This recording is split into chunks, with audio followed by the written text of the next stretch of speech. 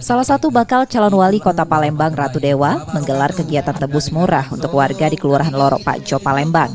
Dalam kegiatan ini, warga mendapat beras dengan harga Rp10.000 per 5 kilogramnya. Total sebanyak 150 karung beras yang disediakan dalam gelaran ini.